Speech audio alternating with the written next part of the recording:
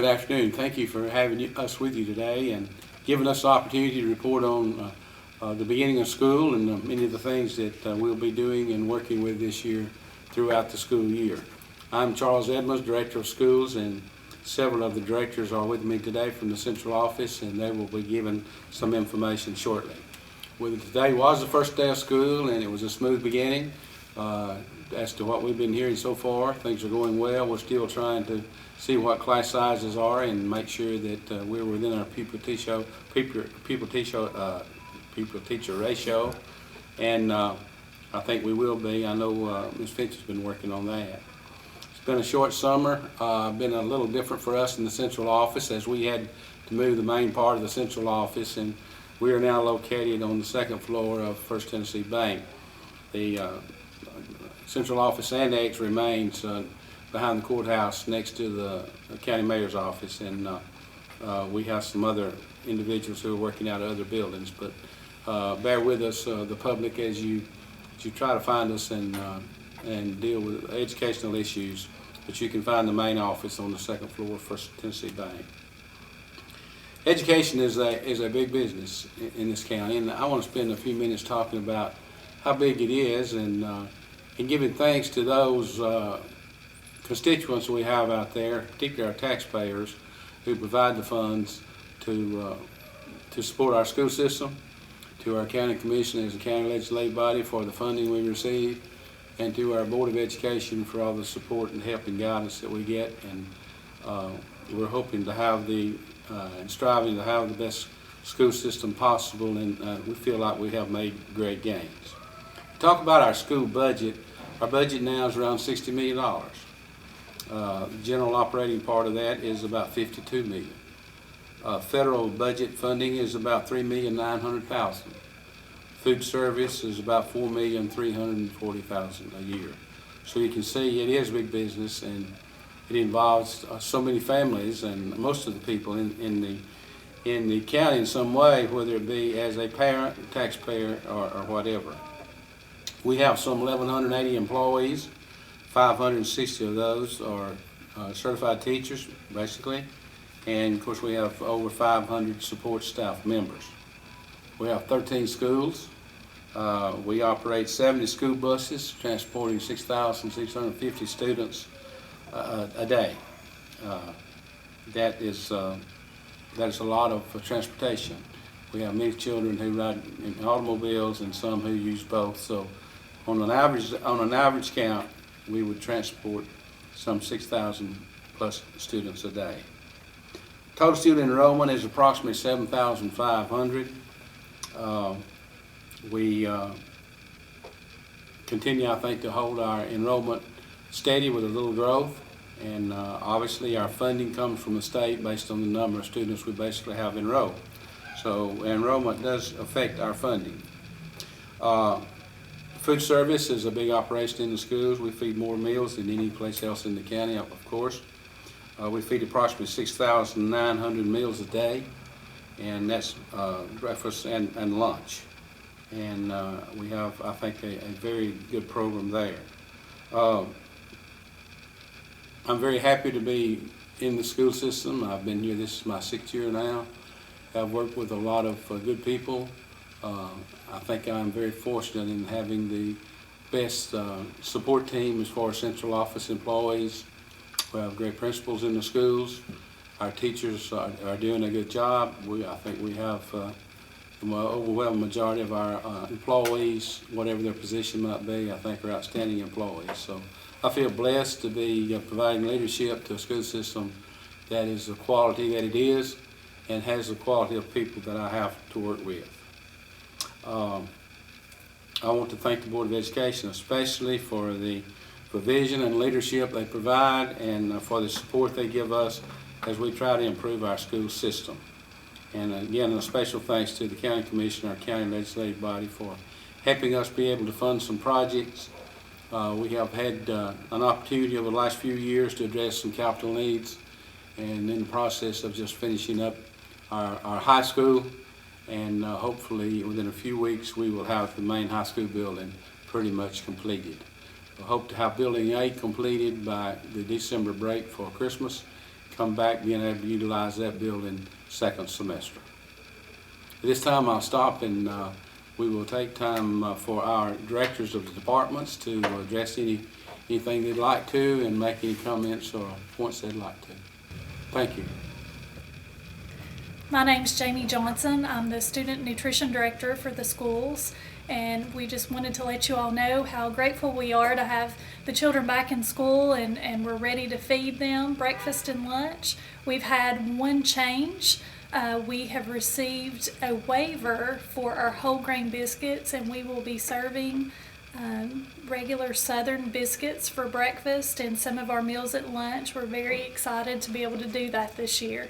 Also, another change is our sausage. We will be serving Swaggerty sausage starting this year. So we really encourage the kids to come eat breakfast with us. Our goal this year is to increase our participation for breakfast and lunch, of course, and we've made some changes in the school. Basically, we've made the appearance of the cafeterias more appealing to the children. We're going school to school, making some of those changes, so we look forward to seeing your children there. Thank you. My name is Sherry Fincham. I'm the Director of Federal Programs and Elementary Education and Accountability. I want to share some of our instructional initiatives with you this time. We have focused our professional development to start the school year with our teachers, looking at the Tennessee state standards, and that is a redelivery of training that our professionals participated in this summer. And in our literacy focus, we'll be looking at comprehension, fluency, phonics, and writing. Our writing program will continue with the SRSD writing strategies. That stands for self-regulated strategy development, and writing is going to be a very particular focus this year. Our students need to be able to take selected reading texts that are very difficult and use a strategy called close reading. And our texts will be very complex, and they will be required to answer text-dependent questions in preparation for a final writing product. And so different texts may be compared, or the similarities may be noted, and students will be asked then to develop a new writing piece related to the reading of those texts, and they will have to cite the text. That's in preparation for the online assessments. And those online assessments are going to be a little bit challenging. We have a program called learning.com, which is a technology program that helps our students develop their keystrokes. And so our students as low as third grade will be taking online assessments. And wanted to mention our little free libraries. Every elementary school campus has those now, and you take a book and leave a book. And we're hoping that families are utilizing that resource with their students so that a lot of reading is taking place outside the school day. Response to intervention, or RTI, is something that you will be hearing about for years to come, I believe. And that is something that we are adding to our middle school programs this year. And we have a teacher that is going to be dedicated to literacy instruction to help support that with our middle schools now. We've had math instructional coaches in the past, but we've added that middle school literacy position, and we hope that will help our students bridge those skills deficit areas and support our teachers through that process as well. Our math program this year will be focusing on helping our students become thinkers in problem solving, not just doing the math process, but being able to explain that process and why those strategies in particular work to be able to solve a problem. So that's just kind of an overall focus as we start out the new school year. Hello, my name is Carol Baker, Director of Human Resources for Jefferson County Schools. As Dr. Edmonds said, we currently have approximately 560 certified positions and 490 classified or non-certified positions. We also have approximately 150 substitute teachers, which is down from the end of the last school year. However, we hire new substitute teachers all throughout the year, and we're always taking applications for new substitute teachers. This school year to date, we have hired 30 new teachers, 5 classroom assistants, 1 custodian, 1 computer technician, 2 bus drivers, 1 bus monitor, and several part-time cafeteria assistants. We still have a few open positions to fill due to late resignations, and we have an online application process using our career portal from our website. We look forward to providing excellent service to our employees, prospective employees, and others who call or visit our department. Thank you. Hi, I'm Mandy Schneitman, and I work as Director of Student Services for Jefferson County Schools. Today I want to give you just a few updates about several different departments in the Student Services area. One area I think parents are always interested in is school safety. And I want all the parents to know, if you don't know already, that we do have SROs in all of our schools, and we're very fortunate and very thankful to the Sheriff's Department for working closely in collaboration with us with our SROs. So we're glad to have all of our school resource officers back. We also have a large initiative from the district area where we work on school safety initiatives each year. Our Department of Emergency Preparedness, the team is consisting of several of us that are countywide positions, along with emergency management folks in the county. So we're very appreciative to our police, our fire department, our emergency management, and others who help us in preparation for our district emergency preparedness initiatives. In the last 2 years, we have had both tabletop and functional drills in emergency preparedness. One was an active shooter drill at Jefferson Middle School 2 years ago, where we had teachers and students help us in training. We were able to run our buses and relocate students and practice what we would do in case of an actual emergency. We also last year had a tornado drill at Mount Horeb School, where we were also evacuating the entire school at the end of the school year as we worked with emergency responders to have a mock drill for tornadoes. This year we will have another school and another event later in the year. One of the things that we also do with school safety, along with school safety, is focus on the school climate. And we have very positive school climates. Our principals are very excited to have the students back. The teachers are excited to have the students back. And we want to ensure that all the students feel safe and comfortable back in the schools. One of the ways that we track that knowledge about school safety is through a national survey each year done in May for grades 3 through 8. And this year we are finding that our students are continuing to improve in the areas of feeling safe and bullying less. And I wanted to give you just a couple of statistics about that survey. One of the questions on the survey was the numbers of students who have been bullied 2 or 3 times per month in the last few months. That question we have been surveying since 2011. That percentage has dropped from 23% to 18%. So we're very pleased with the initiatives with programming in our schools to make students feel safe and know how not to bully, what to do if they are bullied, how to report those initiatives, and how to help others who are feeling uncomfortable, possibly in a classroom situation or a school situation. Another statistic, the boys and girls who have bullied other students 2 or 3 times per month the last few months dropped from 9 to 5%. We don't have a lot of students who say they bully others, and the national average for that is at 8%, so we're well below the national average.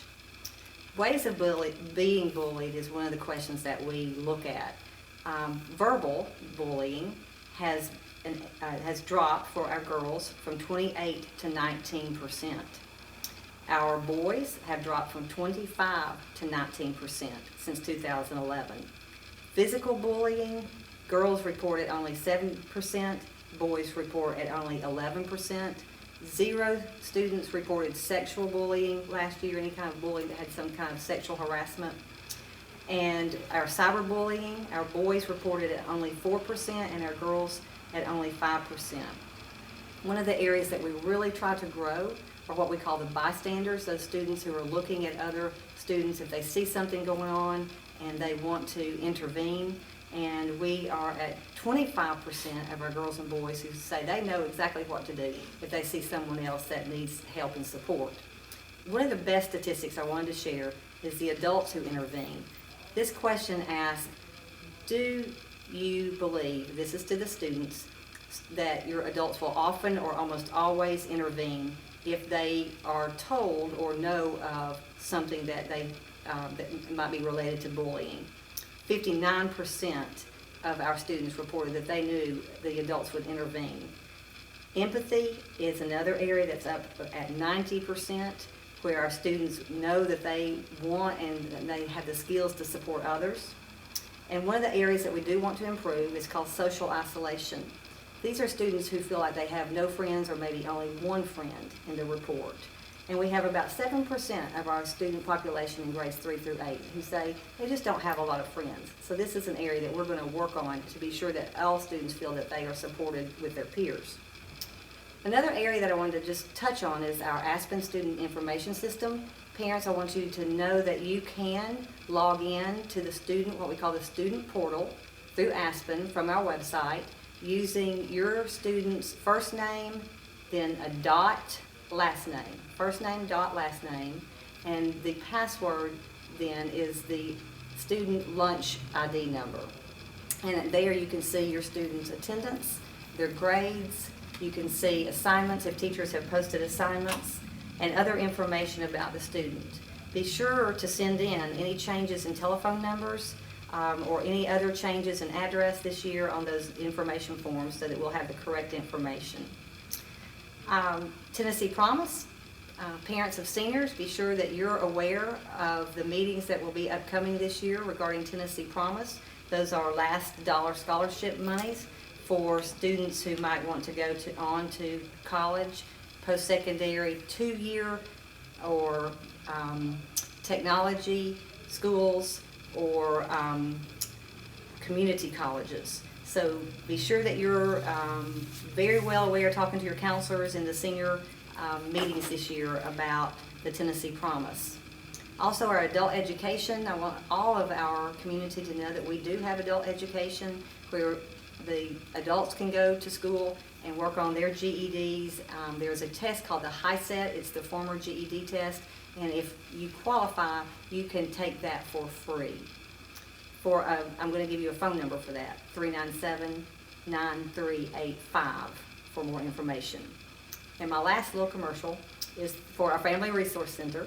And that is just to be sure that all of you as parents know that we have preschools in all of our schools for students who are 4 prior to August 15th, age 4 prior to August 15th. That placement is based on eligibility, and that phone number is 397-4466. Thank you.